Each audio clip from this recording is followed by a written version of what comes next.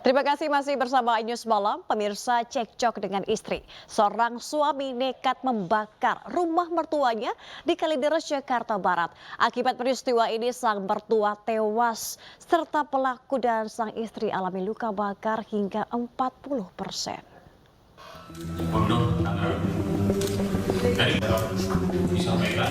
Rudi Haryanto, pria asal Kalideres, Jakarta Barat ini nekat membakar rumah mertuanya akibat kesal dengan sang istri. Akibat peristiwa ini, sang mertua, Saanah yang menderita penyakit stroke, meninggal dunia setelah terjebak dalam kobaran api. Tak hanya itu, sang istri dan pelaku juga mengalami luka bakar sebanyak 40% dan kini dirawat di rumah sakit Polri. Dari hasil penyelidikan dan pemeriksaan terhadap saksi di lokasi kejadian, polisi berencana akan menetapkan Rudi Haryanto sebagai tersangka dalam kasus ini. Korban dengan istrinya ada permasalahan rumah tangga dan si istri menggugat cerai. Jadi ketika si suaminya ini tidak ingin diceraikan, ada niat untuk melakukan tindakan bunuh diri bersama dengan cara membakar rumah tersebut. Di mana dari keterangan beberapa saksi, si pelaku ini, suami korban ini menyiramkan bensin ke kasur istrinya, di kamar istrinya. Menurut warga dan petugas pemadam kebakaran, peristiwa ini dilakukan secara sengaja setelah Rudi berupaya bunuh diri dengan menyiramkan bensin ke badannya dan juga badan sang istri. Dari Jakarta, Rizky Falufi, iNews melaporkan.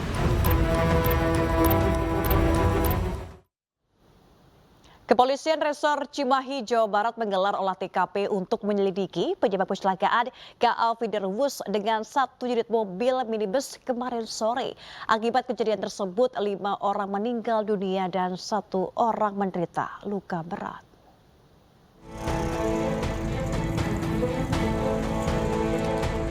Pasca kecelakaan kereta api Fiderwus dengan satu unit mobil minibus yang menewaskan 5 orang. Unit Laka Lantas Polres Cimahi melakukan olah tempat kejadian perkara pada Jumat pagi. Polisi melakukan penyelidikan dengan memeriksa saksi-saksi di tempat kejadian perkara untuk mengetahui penyebab pasti terjadinya kecelakaan.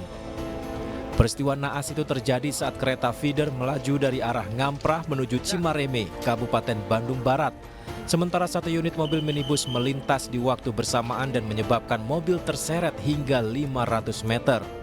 Kita masih akan melakukan pendalaman, ya, penyelidikan tentunya akan memeriksa saksi di TKP, ya, apakah ada larangan atau misalnya ada yang melarang untuk tidak melintas dulu, atau nanti kita lihat bagaimana saksi yang ada di TKP. Selain itu, pihak kepolisian juga akan berkoordinasi dengan PT KAI terkait palang pintu perlintasan kereta api di lokasi untuk mencegah terulangnya kejadian serupa. Suasana duka menyelimuti warga kampung Sukamanah, Kabupaten Bandung Barat, Jawa Barat. Jenazah seorang ibu dan 2 anaknya dimakamkan pasca laka KA Feeder bertabrakan dengan minibus.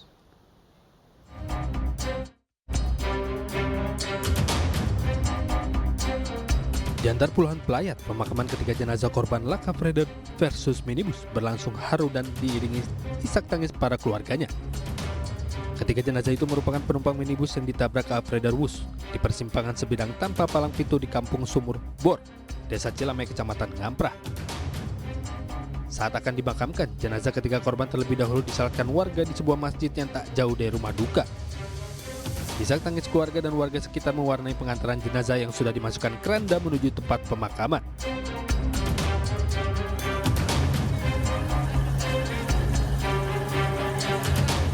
Sebelumnya, rombongan keluarga almarhum saat itu selesai bertamasya dari daerah Ngamprah dan hendak pergi ke rumah neneknya di kawasan Cangkorah, Batu Jajar. Yang anaknya yang laki-laki, yang putra, sama yang supir Grabnya, dia udah meninggal di tempat. Kemudian pas di rumah sakit, udah ditindak-tindak sama dokter, jam 4 kurang dinyatakan meninggal Bu Nengnya. Rumah Sakit Umum Daerah Cibabat Kota Cimahi melaporkan korban kecelakaan meninggal bertambah 1 orang. Artinya dari 6 total korban dirawat sebanyak 5 orang meninggal dunia. Sementara 1 orang korban lagi masih dalam perawatan.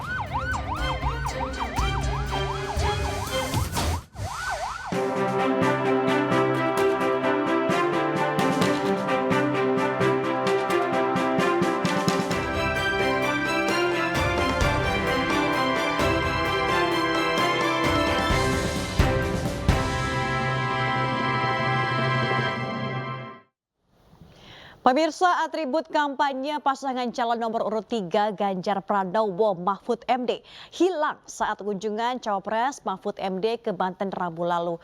Tim pemenangan nasional Ganjar Mahfud mendesak Bawaslu untuk menyelidiki hilangnya atribut kampanye tersebut.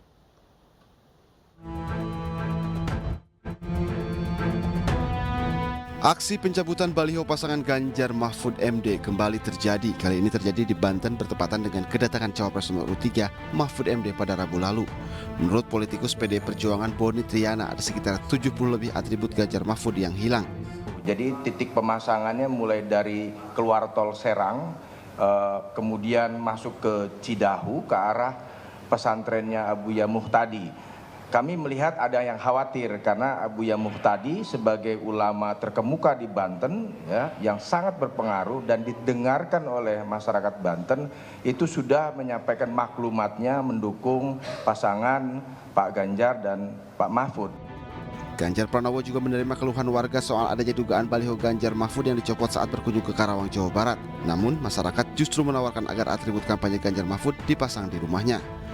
Karena Bapak Ibu pintar berkomunikasi dengan mereka, sehingga tiba-tiba masyarakat mengeluarkan, Pak, pasanglah di rumah kami akan jaga. Sementara terkait adanya pencopotan baliho Ganjar Mahfud di sejumlah daerah, tim pemenangan nasional Ganjar Mahfud menduga pencopotan atribut kampanye ini sudah direncanakan. TPN mendesak Bawaslu untuk menyelidiki dan memberikan sanksi tegas kepada pelaku. Tim Liputan iNews melaporkan. Hari ini calon presiden Partai Perindo nomor urut 3 Ganjar Pranowo bertemu dengan relawannya di Karawang, Jawa Barat. Para relawan menyampaikan sejumlah keluhan yang dialami kepada Ganjar Pranowo.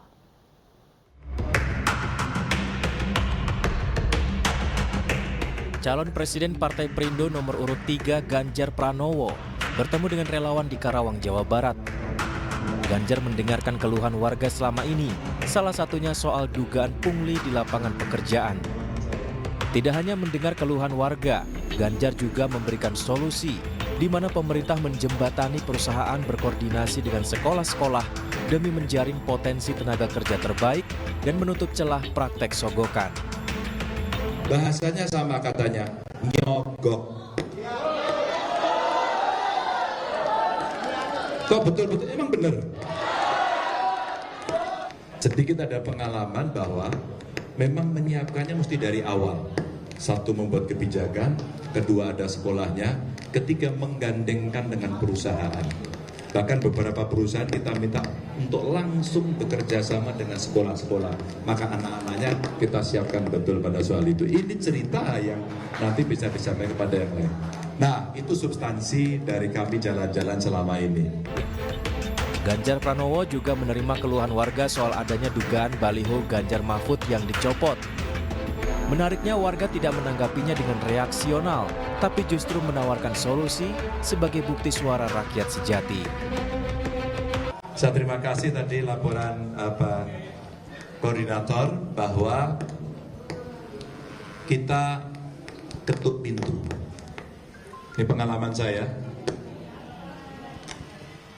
Baliho Ganjar Mahfud dicopot biasa. Di Bali dicopot. Kemudian saya ke Sumatera Utara, dicopot waktu itu. Kemarin ke Banten, Pak Mahfud mau ke sana, dipasang pagi, 2 jam nggak nyampe, copot. Bapak Ibu, kalau Bapak Ibu bertemu dengan masyarakat, saya terharu karena Bapak Ibu pintar berkomunikasi dengan mereka. Sehingga tiba-tiba masyarakat mengeluarkan, Pak, pasanglah di rumah kami akan jaga. Itu Bapak Ibu, teman-teman, itu suara rakyat sejati bahwa mereka bukan penakut. Mereka punya nurani dan mereka punya cara untuk melawan dengan baik-baik. Kedatangan Ganjar Pranowo ke Karawang, Jawa Barat ini ditemani sang istri Siti Atikoh, politikus PDI Perjuangan Rieke Diah Pitaloka dan Ketua PDI Perjuangan Jabar Ono Surono. Tim Liputan iNews melaporkan. Sejumlah pihak mengkritisi program makan siang dan susu gratis yang akan dilaksanakan Prabowo Gibran jika terpilih menjadi presiden di 2024.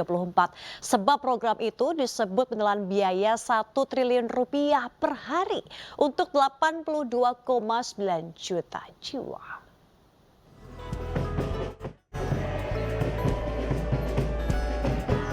Tim kampanye nasional TKN Prabowo Gibran menjelaskan mengenai program makan siang dan susu gratis yang akan dijalankan paslon nomor urut 2 jika terpilih menjadi presiden pada 2024. Program ini menyasar anak SD, SMP, dan SMA yang jumlahnya 44 juta jiwa, ditambah anak balita 30 juta, pesantren 5 juta, dan ibu hamil 3 juta jiwa. Sehingga total masyarakat penerima program makan siang dan susu gratis mencapai 82,9 juta jiwa. Untuk menjalankan program makan siang gratis membutuhkan biaya 1 triliun rupiah per hari atau sekitar 300 triliun rupiah per tahun. Anggaran fantastis untuk makan siang gratis mendapat kritikan dari sejumlah pihak, sebab penggunaan dana yang sangat besar akan mengorbankan anggaran untuk program dan sektor lainnya yang lebih prioritas. Sejumlah pihak menilai kebutuhan untuk infrastruktur pendidikan lebih dibutuhkan para siswa dibandingkan dengan makan siang yang tidak realistis. Program makan siang dan susu gratis serta bantuan gizi menjadi salah satu program andalan yang digagas Prabowo Gibran. Program tersebut menjadi salah satu dari 8 program hasil terbaik dan cepat yang dianggap akan memberikan dampak langsung kepada masyarakat dan dampak jangka panjang kepada negara. Tim Liputan iNews melaporkan. Calon Presiden nomor urut 1 Anies Baswedan bertemu para penyandang disabilitas se-Jabodetabek di Bekasi, Jawa Barat. Anies berjanji akan melanjutkan program kartu penyandang disabilitas seperti yang pernah ia buat di Jakarta.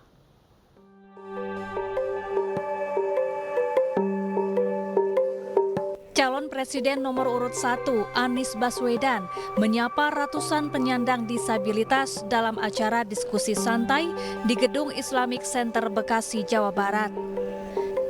Di hadapan para penyandang disabilitas, Anies berjanji akan memfokuskan 4 kelompok yang perlu perhatian lebih, di antaranya kaum difabel, lansia, anak-anak dan perempuan, khususnya ibu hamil.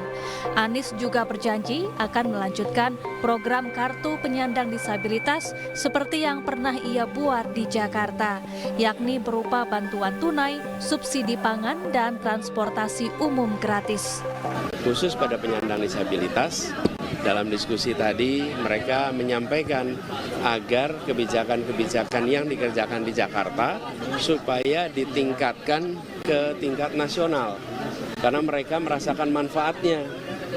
Misalnya KPDJ, Kartu Penyandang Disabilitas Jakarta. Selain itu, Anies juga berjanji akan menyediakan tempat tinggal atau perumahan yang ramah disabilitas. Dari Bekasi, Jawa Barat, Muharlin Zulkarnain, iNews melaporkan. Sekitar 2.000 kotak suara serta bilik suara mulai didistribusikan ke KPU Kota Jakarta Pusat ke GOR Kecamatan Tanah Abang, Jakarta Pusat. KPU Jakarta Pusat menargetkan distribusi logistik pemilu ke seluruh kecamatan di Jakarta Pusat rampung pada 25 Januari 2024 mendatang.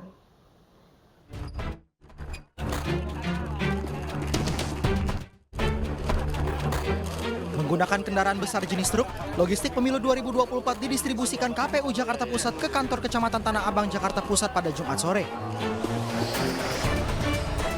Untuk tahap awal, KPU mendistribusikan 1.992 logistik pemilu berupa kotak suara serta bilik suara.